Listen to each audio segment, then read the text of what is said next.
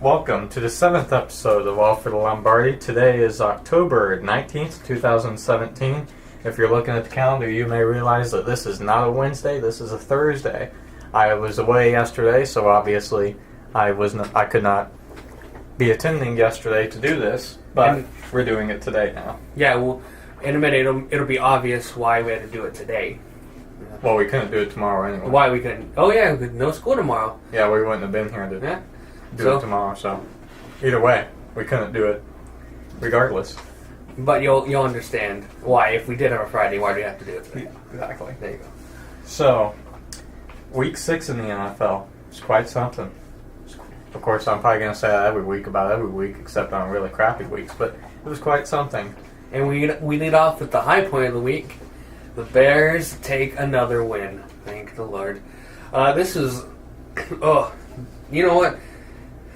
So, I crapped all over the logins last week about Trubisky not throwing the ball because he was 12 for 25. Well, he threw the ball less this time. 8 for 16. So, of course, I don't know how we won this game. I simply don't know. We almost collapsed in the fourth quarter. It was a kick return and a punt return in the fourth quarter that almost doomed us and almost made me pull my hair out. And the defense was stout. Kyle Fuller, of course, we rejected the offer on him, so of course he's going to hit. It rejected his option this year, so of course he's going to hit the free agent market, and of course this is the point where he starts, showing up. If I remember correctly, he was targeted 15 times, which is no small amount of targets. So he was aimed at, and yet only 5 passes were completed. Who was targeted 15 times? Whoever Kyle Fuller was covering. Oh, yeah. Mm-hmm. And the interception streak is over, which is amazing. You would have mentioned it you said you would have mentioned it every week, right? Yeah, I just started to mention it every time I saw that no interception stat there. Yep. So that reminds me, while Fuller didn't get either of those 2 picks, it was Bryce Callahan and Adrian Amos, who Amos returned it for a pick 6. Thank you. But Fuller was the one who truly forced those interceptions. So defense is stout. NFL has them ranked as the 6th best defense, and Pro Football Focus actually has them ranked as the 3rd best defense. So there you go. Just a little thing for you. Another trick play week. Tarek Cohen threw a touchdown. Which is kind of funny watching a 5'6" running back throw a touchdown. First, kind of a random stat, first rookie running back since 1965 for the Bears to throw a touchdown. Interesting. Gail Sayers was the last rookie Bear to throw a touchdown. So. Is Tariq Cohen as good as Gail Sayers? I'm not. I like Tariq, but let's calm down first. But hey, that stat goes in his favor. Who knows? Yeah. Trubisky, while only throwing 16 passes, was really, really good. 2 throws stand out in my mind, which was his touchdown pass to Deion Sims, which was right on the money. And obviously, there was one in overtime. Yes, this game did go to overtime. Yes, excuse me, I forgot to mention that. Yeah. The Bears won 27-24 in overtime by field goal.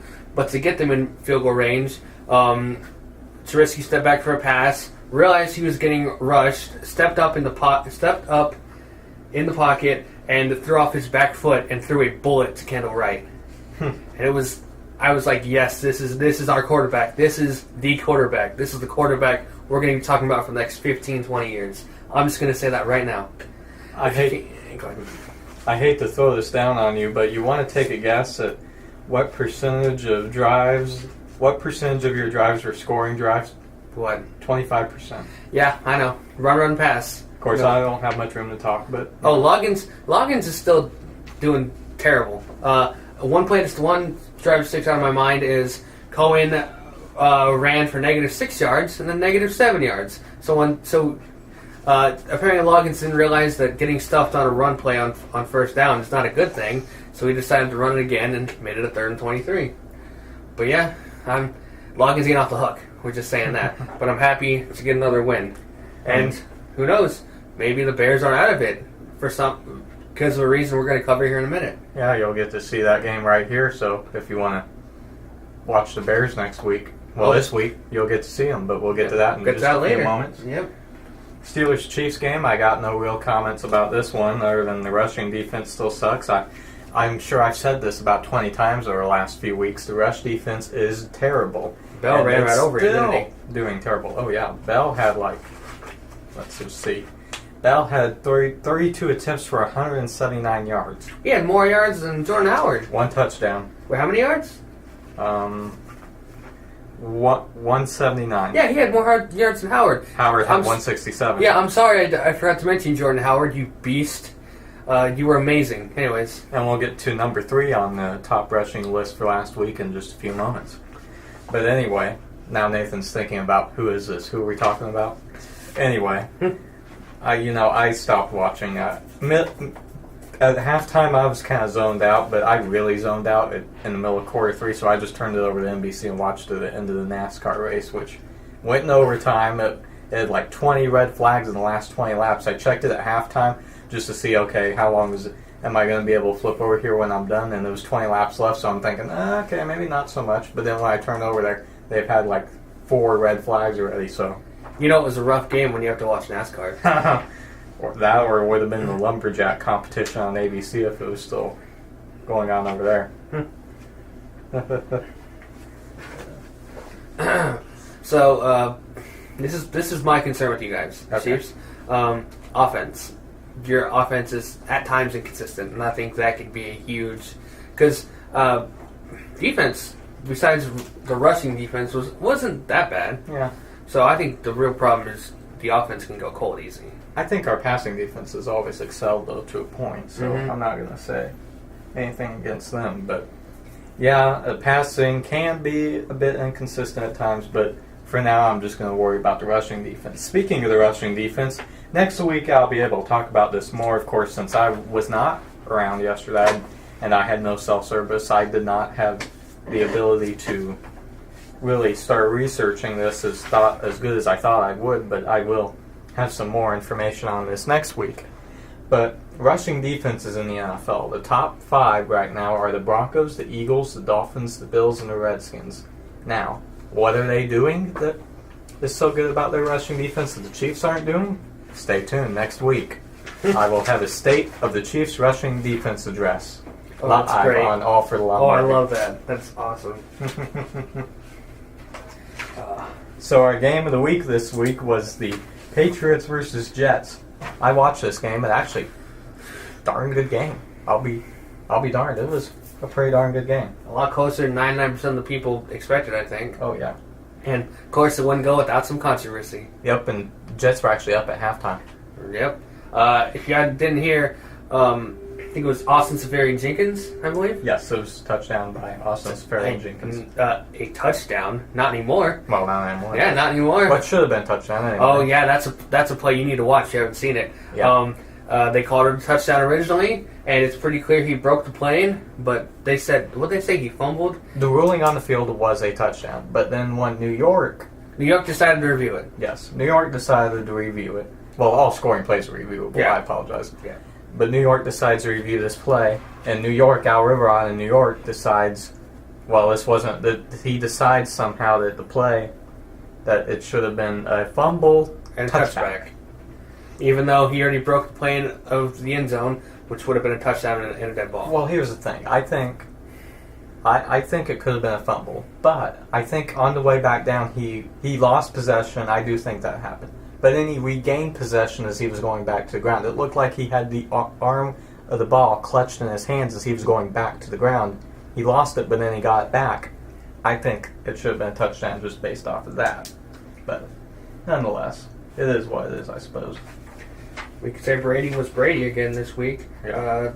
20 for 30, 257 yards, 2 touchdowns. Interception, but that'll happen. Yeah. Yeah. I think the Jets secondary is something to watch out for, genuinely. I think the Jets secondary is part of the reason that they are 3-3 right now and not 0-6. Yeah. Unlike the 49ers and a few other teams.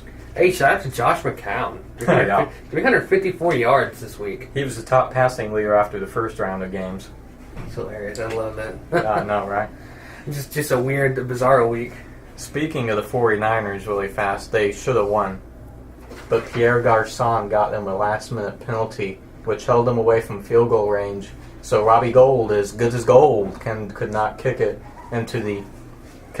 to make it a win for the San Francisco 49ers' first win. I was preparing for me to say as good as gold in our chat because I thought the 49ers would be able to pull it off, but nope.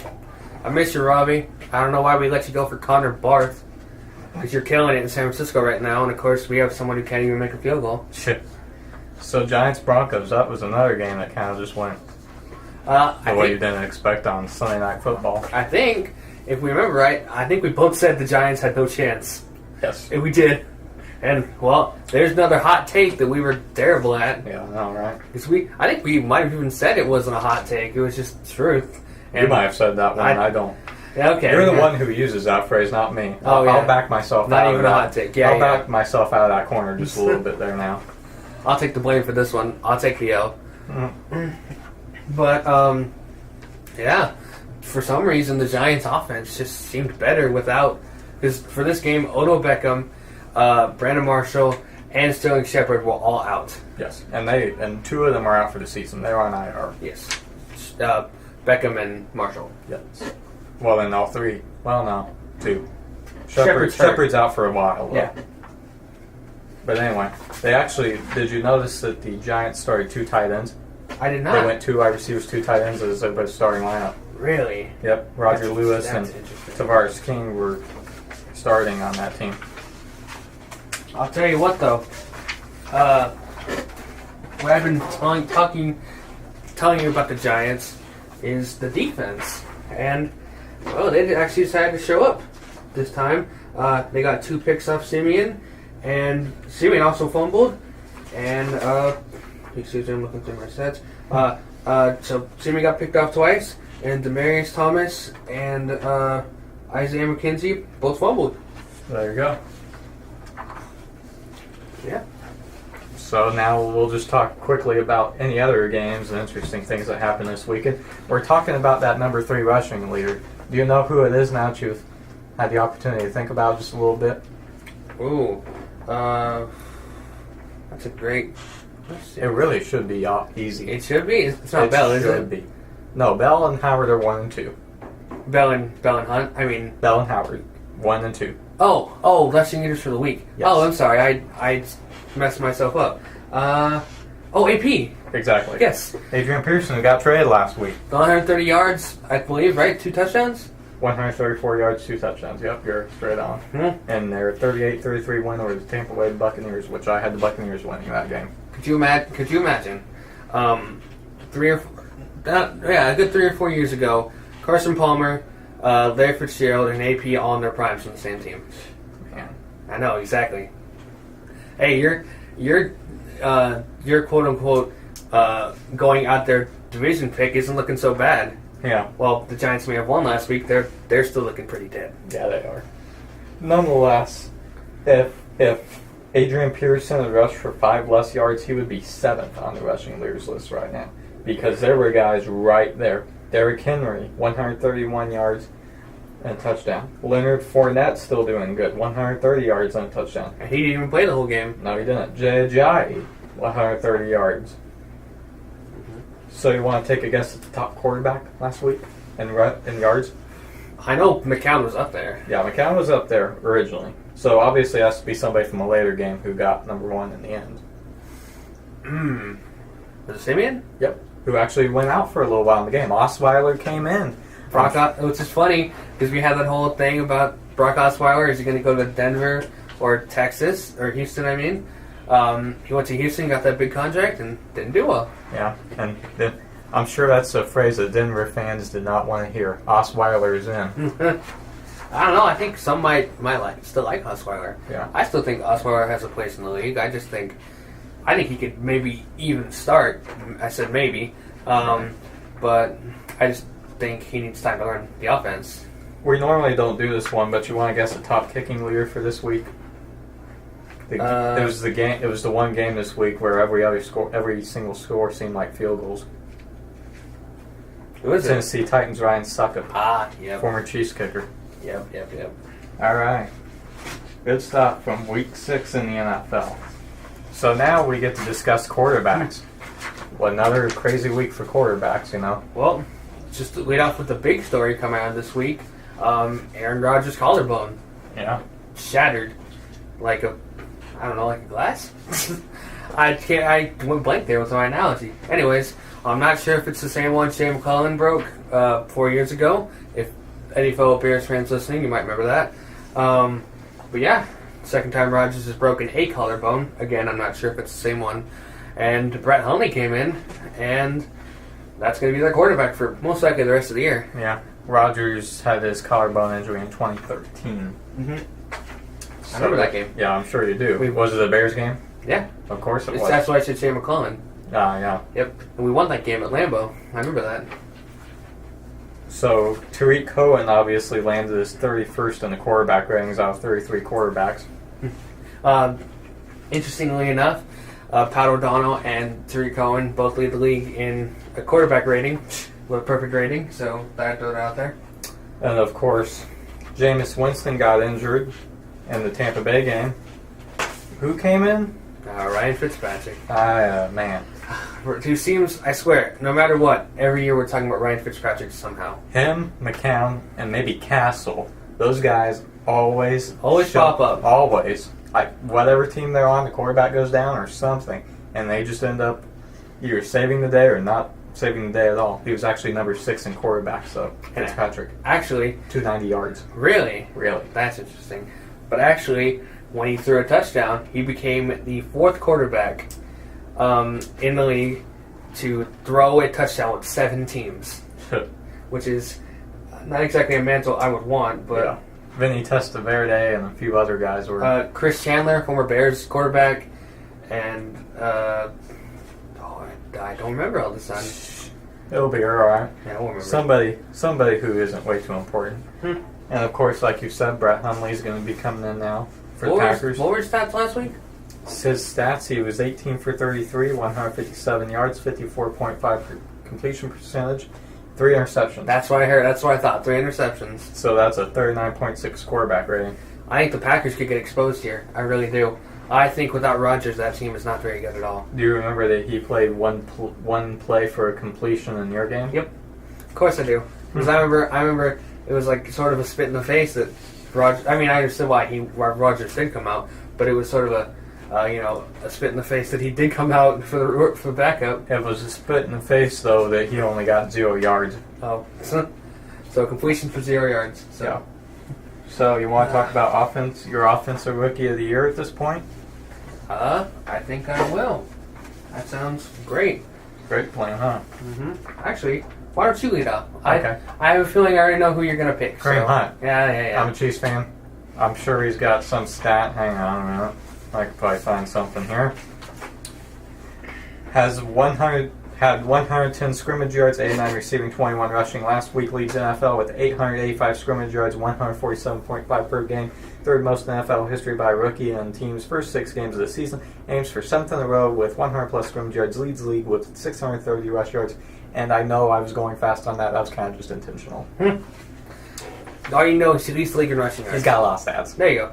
Leads the league in rushing yards. I'm going to go Deshaun Watson. No reason. It was pretty obvious for me.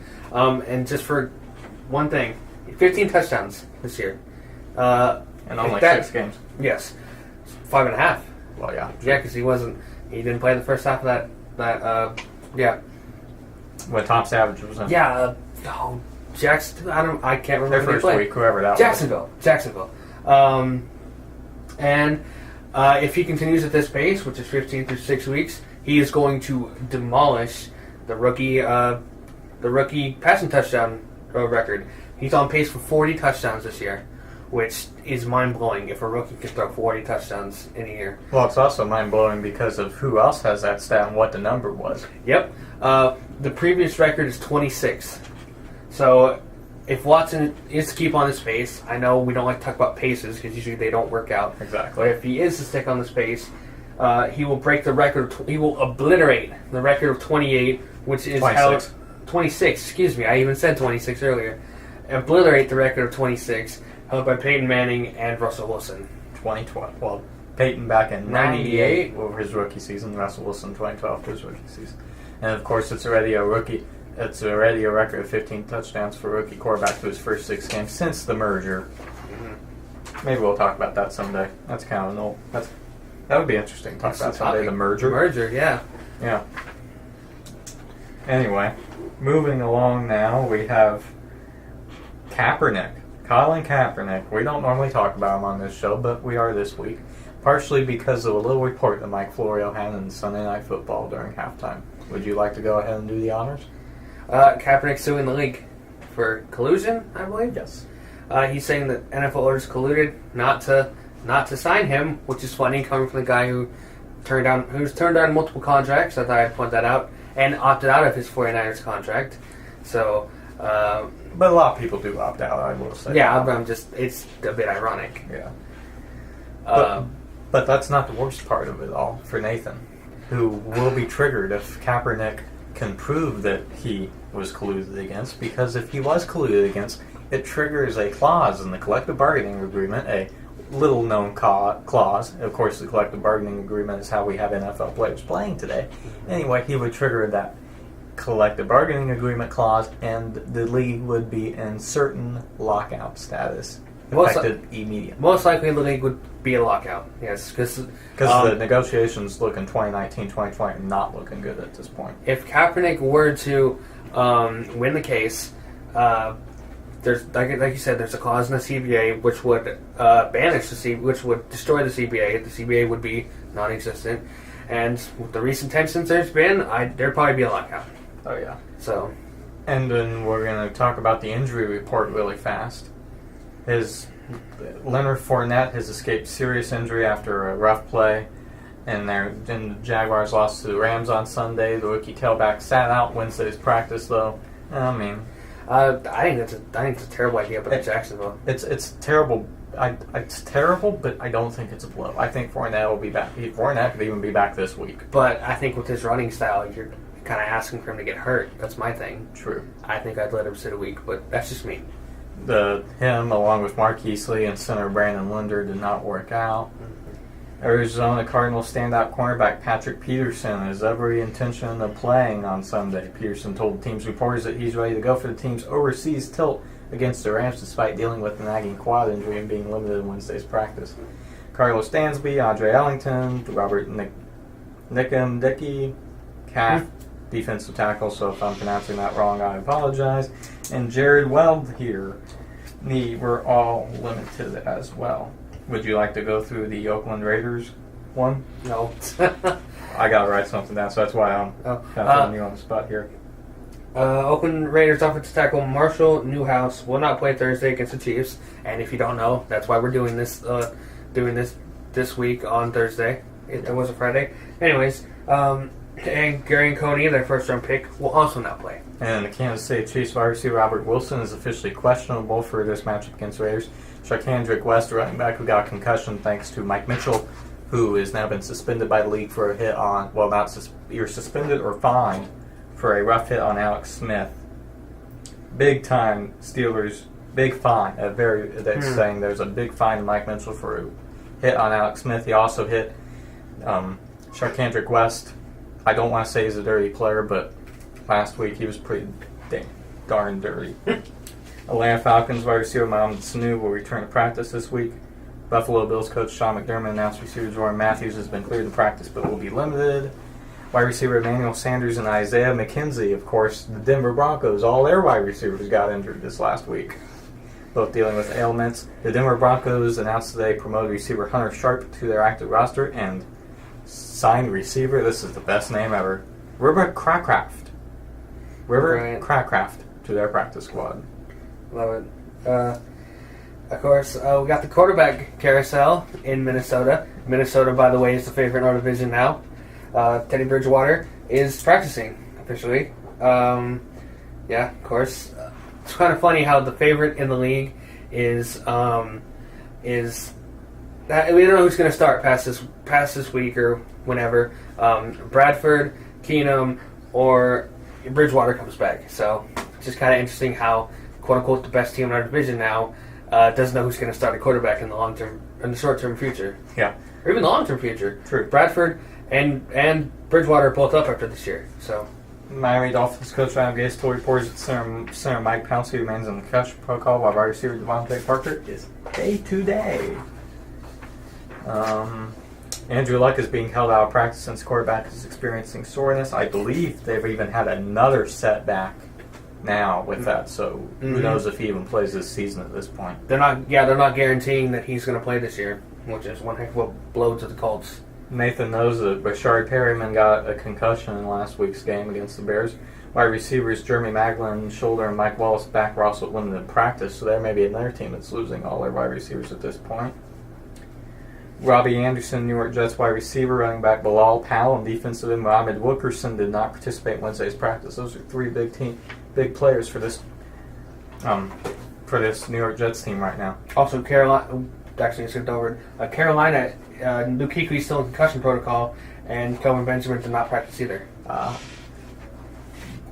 Tennessee Titans quarterback Marcus Mariota was a full participant on Wednesday. Running back DeMarco Murray was not. New York Giants wide receiver Sterling Shepard, safety Landon Collins, running back Paul Perkins, and defensive end Oliver Vernon were all limited during Wednesday's practice. So there we go. It seemed like a really long amount of injuries today. Is there an injury epidemic going on in the NFL? Who knows? Who knows? We tease that one every week, and this week is no different. Because to do it right, we need more statistics on it. That's the thing. Exactly. So now it's time to talk Week 7 in the NFL. If you don't mind, I'm just going to read down the Slate. Yeah, the slate real quick. Like I said, we're doing this because Thursday night is tonight, Kansas City and Oakland. And on the 1 o'clock slate, we got Tampa Bay, Buffalo, Tennessee, Cleveland, New Orleans at Green Bay. So Huntley gets a pretty terrible defense to start his starting venture out. Baltimore, Minnesota, Arizona, and the Rams. Carolina and Chicago, of course, which is actually going to be broadcasted locally. Yep. Jacksonville, Indianapolis, and Jets, Miami, all on the 1 o'clock slate. In the 4 o'clock slate, we have Dallas, San Francisco, Denver, and the Chargers, Seattle and the Giants, Cincinnati and Pittsburgh, and Atlanta and New England as Sunday Night Football, and Washington, Philadelphia on Monday. That could be a big game. Mm-hmm. But nonetheless, now it's time for Kansas City, Oakland on Thursday Night Football to lead things off. So, of course, the Chiefs are 5-1 now after last week's loss to the Steelers. And then the Oakland Raiders are 2-4 right now after their loss to, can you believe it, the Chargers. Chargers may not be dead. Yeah. I think the Raiders are almost close to are the same amount as dead. Alex Smith still has yet to have an interception this season. And the Oakland Raiders are an interception-less team. Another interception this team. So we'll see. I don't want Smith to throw an interception. We'll see if he keeps on not throwing them or not. Michael's not happy, by the way. He's not happy at all. I didn't think he'd be happy this week. He's not happy most weeks now about his Raiders. I'm sorry to Nathan's uncle right now. I picked the Chargers to go over the Raiders as my big upset last week. I'm just going to say that right now. Full disclosure. I don't know what's wrong with him. Carr did not play exactly well last week, but it's his first game back, and they still didn't even project him to be back that early, so he gets a pass this week. Yeah. So, of course, Alex Smith has 12 touchdown passes with 0 interceptions, tied with Randall Cunningham back in 1998 for most touchdown passes with 0 interceptions in a team's first 6 games of the season. Really went through the Tyreek Hill stats pretty darn fast there. Well, I'm sorry, Kareem Hunt stats really fast there. Tyreek Hill did have a touchdown catch and a 78-yard punt return touchdown in their last meeting in 7 career games versus the AFC West. He has 9 touchdowns, which includes 4 receptions, 2 rushes, 2 punt returns, and 1 kick return. Kelsey had 101 receiving yards in the last game versus Oakland. He has 100-plus receiving yards in 3 of 5, past 5 versus division. Has 33 catches in 2017, second most among NFL tight ends. And would you like to go and talk about the Panthers-Bears game really fast, or do you have... Actually, I'd like to ask you one question, which is, how do you feel going into this game? I think we can win. I mean, I'm going to be honest, I do think we can win. Mm-hmm. But it's Oakland, so I don't know. I'm a little bit worried about that interception streak going away for no interceptions for Alex Smith. That's what I'm concerned about. and I just realized I forgot about we forgot about the disappearing act this week. I just realized that.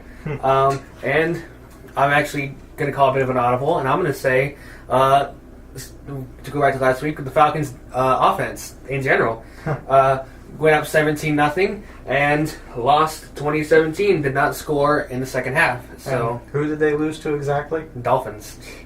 Dolphins scored 20 points in the second half. They went up It was 17-0 Falcons going to the third quarter, and they lost. So we'll go ahead and leave the spotlight on you here. What are your expectations for your game against Carolina at Chicago? Oh, we can definitely win. I have no doubt in my mind we can definitely win. Even with Cam Newton kind of starting to get back again? Cam Newton has been better. He's still not MVP Cam. He threw 3 interceptions last week against Philadelphia. And yeah, I think we can win this game. I think, I'll say it. We have a better defense in Philadelphia. Yeah. I think we could take this game by surprise. The only person I'm worried about is McCaffrey. I don't know if we have anyone quick enough to stop McCaffrey. Because I don't know if I like Leonard Floyd, but I'd rather have him pass rushing than covering McCaffrey, because that might be his job. But at the same time, I don't know if I want Trevathan on McCaffrey either, because Trevathan was such a playmaker last week. He was tied for my player of the week. If I had a player of the week, it'd be tied between Fuller and Trevathan, by the way. Right. A bit all over the place, but oh well. And yeah, so let Trubisky throw the ball. I know I keep repeating it, but it keeps becoming true. You're making his usage go down even more, which is not good. I've been saying this, if you're not going to use him, why not have Glennon in there? I know, it's a bit of a hot take. But Hot take city. I know, right? Shout out to Brock Lesnar, Suplex City. Anyways, just you gotta throw with him more. There's no point in having him in there if you're gonna play around him, because I feel like that's what they're doing. You know? Right. So then I just have one interesting Cam Newton stat you may have seen on there by now. Cam Newton is the only NFL quarterback in history with 20,000 plus passing yards and 50 plus rushing touchdowns. Just reminds you that he is a threat both in the air and on the ground. I remember when he passed up Steve Young for, I think it was rushing touchdowns by a quarterback, and Cam has played nowhere near as long as Steve Young, so something interesting. So then we're going to have our game of the week now to talk about. Now you probably didn't know this, but once I started seeing that this was the game of the week, you may not like this game of the week now. We picked the London game to be our game of the week. What? Oh my goodness, I just realized that. Yeah, I kind of started to realize that the other day. I'm thinking, I gotta save that for the podcast and get Nathan's reaction about that one. London doesn't deserve any good games. London should get terrible games. Why not send 49ers Browns to London? No one would care. It's not a game this week, is it? No, it's not. Okay. It should be. It should? Yeah, true. Just go to London. I'm sorry if you're somehow listening from London, but I think we've made it clear that we're not fans of the NFL playing in London. I think it's kind of pointless. But look, but these could be two monster teams going up against each other. This could be a shootout. Carson Palmer, Adrian Pearson, Larry Fitzgerald, John Brown versus Jared Goff, Todd Gurley, Robert Woods, Connor Kupp, and Gerald Everett. That division's wide open. Yeah. Seattle has they've been better, but they're still not the Seattle we all think of. Right. So something to think about and keep in the back of your mind. I completely forgot that the Rams had Connor Barth. I wish the Rams had Connor Barth. I wish we didn't. I forgot the Rams had Connor Barwin. I forgot he got cut in the offseason. Oh, yeah. I didn't even think about that. So, yeah. Goff has still remained pretty decent. Yeah. He's making me eat my words when I said he reminds me of Tim Tebow all the way back in week 1, if you remember that far back. And, yeah, I think AP can have another pretty good game. Yeah. And I'll go ahead and say something about this game. This is their first meeting in London, first of all. So there's something. Yeah, great. Also, we will not be able to see that game around here because you want to know what? Because this is an early Fox game.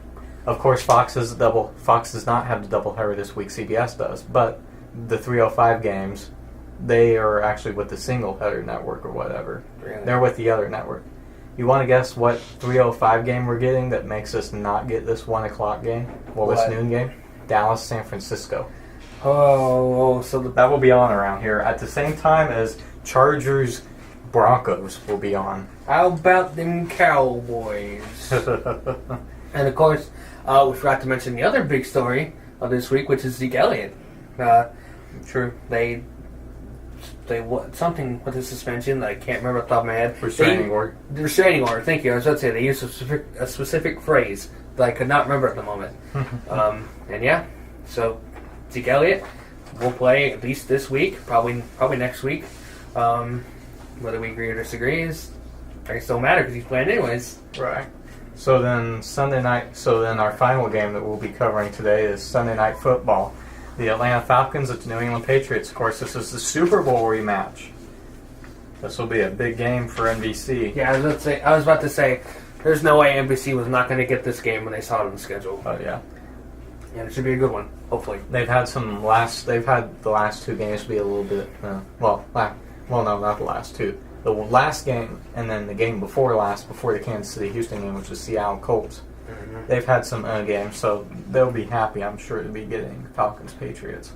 Yep.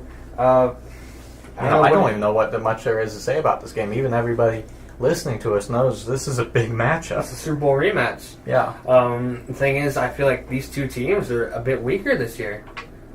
That's what I feel like. I do agree. To an extent. I like the Patriots defense last year. I thought it was a decent team. They've been flip-flopped, to say the least. And I just feel like the Falcons' offense is sort of scuffling right now. I'm looking right now, and Matt Ryan only has 6 touchdowns. Wow. 6 touchdowns through 6 weeks is not very MVP-like. No, it is not. Nothing against Matt Ryan. It's just how it is. A lot of people do have they do degress after having won the big awards or having the big Super Bowl or what have you. They digress, but not like that. They have a bad season. That's the thing. Yeah, Some people confuse regression with having a bad season. True. I will ask you one thing. I know you've had him in weekly fantasy at times the last few weeks. How do you feel about Julio? Julio has not been good. Julio has not caught his first touchdown yet. Maybe Julio is a disappearing act next week if he doesn't catch touchdown. It's hard to call him disappearing act because he has 367 yards and he's averaging 14 yards a catch. So it's hard to. It's at the same time it's hard to call him a disappearing act because while he may not be catching touchdowns, he's still moving that offense. Yeah, but the top wide receivers every week are making 100-plus yard games and having a touchdown with it. So good point. So averaging him out, he'd only have like 50 yards a game. Nowhere near the top 10. Mm-hmm. Well, yeah. There's some food. 60, 70 around there. Yeah, there's some food for thought for you. Mm-hmm. So now it's time to talk about our 5 things. Of course, we end every show with our 5 things for the NFL, for the NFL week and from the week to come or what have you. So my first one is the 2018 NFL Draft going to Dallas. I'm not exactly a fan of this one. I loved it when it was in New York and in Chicago as well. But now in Philly was great. Philly was great too, yeah. But I don't get the point of moving it around now, and I don't get the point of moving it to these big stadiums, which is going to be what they do. It's probably going to be like when they build a new stadium, like how they get a new Super Bowl. They're probably going to get an NFL Draft too, which I'm not a fan of, not at all. Do you know where they're actually holding it? What? Do you know where they're actually going to hold it at? AT&T. What? They're going to hold the draft there? Yeah, AT&T Stadium. Oh, I didn't realize they were going to hold the draft there. Yeah, it's going to be in the stadium. Oh man, I just hit with a bit of a culture shock. Yeah. That's why I'm not a fan. That's one of the many reasons I'm not a fan. Wow, I agree with you. I did not realize that. Yeah, it is in AT&T Stadium. Well, I got for my first 5 thing, which is kind of a redundant thing to say, but oh well. Mitchell Trubisky. I have another stat about Mitchell Trubisky. He became the first quarterback to beat John Harbaugh in Baltimore. Interesting. Yes. If I remember right, yes, he's the first one to beat them in Baltimore. They were 0-7. Rookie quarterbacks going in to Baltimore were 0-7 against Harbaugh in his tenure, and 5-12 just playing Baltimore in general. So, yeah, something interesting. Maybe, I guess Harbaugh scouts his rookie quarterbacks well. Guess he didn't scout Trubisky well enough, though. Yeah, and I have to... Oh, sorry. Lack thereof of Trubisky. Anyways, go ahead. And for my second one, I have to call an audible here. because the one I had I didn't realize would be not print friendly. So I went ahead and pulled this one really fast. Eli Manning is 320 yards from 50,000 yards for his career. He's playing Seattle this week. Do you think that's possible to obtain? I'm going to say no. How many does he need? 320. No way.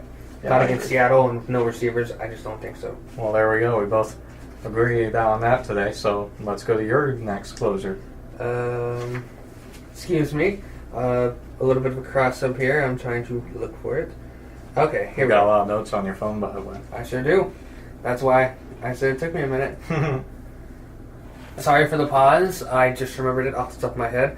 The 49ers are the first team in NFL history to lose, who are 0-6, but they're the first team in NFL history to lose 5 straight games by 3 or less points. There you go. So, if I can just run through it real quick. This all starts week 2 at 49ers and Seattle. Seattle beat them by 3. Rams beat them by 2. Cardinals beat them by 3. Colts beat them by 3. And the Redskins beat them by 2 last week. So, yeah. That can't. So, they're being competitive, and yet they're still tanking at the same time, which I think is kind of funny. Yeah. So now it's going to be time for our co-closer, which is the playoff standings after Week 6 in the NFL. I think after 6 games, you can almost start talking about You playoffs. can start talking about it, yeah. We can at least start talking about how the early NFL landscape is. Yes. And it's not where you would expect it to have been with any cases. So, you want to start with the AFC? In the AFC, we're going by seed 1 through 16. We have Kansas City, Pittsburgh, New England, Tennessee, Buffalo, and Miami would all make the playoffs if the season ended today. Which is kind of funny that Buffalo and Miami would make the playoffs because they've kind of struggled a bit. Yeah, I know, right? And they're in that AFC East division. Denver, in order following, who would miss the playoffs would be Denver, Jacksonville, Baltimore, the Jets, Houston, Cincinnati, Indianapolis, the Chargers, Oakland at number 15, which is interesting, and Cleveland all the way at number 6 because they're 0-6. Yep. So, I don't know why I had you read the AFC and now I'm going to read the NFC. It just seems a little bit lopsided there. Just switch it up a little bit. Yeah, I guess we're going to switch it up. So Philadelphia would be your number 1 seed right now with the bye. The other bye would be to Minnesota. So those would be your 2 bye teams right now. They wouldn't play until the division round. And then Carolina, LA Rams, Green Bay, and New Orleans. How long do you think Green Bay sticks up there? I don't know, but I'm more surprised at how New Orleans is making it over Atlanta. That's insane to me. Yeah, and they already have their Division 1 in there, Carolina. So here's, if Green Bay drops out in the next couple weeks, right now, here's who would be up there potentially: Atlanta, Washington, or Seattle. Probably Atlanta. I don't see them just Washington. making the playoffs. I know it's stacked. Yeah, and then after that we got. Oh yeah, after that it's Detroit, Arizona, Dallas, Tampa Bay, Chicago, New York Giants, and San Francisco at 16. Of course, they are 0-6. Just like that, you might have heard the Bears at 14, but really we're only 2 games behind Green Bay to make the playoffs. So, like I said, I think the Bears have a chance to fight for a playoff spot with no Rodgers now. And it's that time now where we end the show. So leave you off on that note. Yep. God bless you. God bless football. God bless everybody. America. God bless America. And go Bears.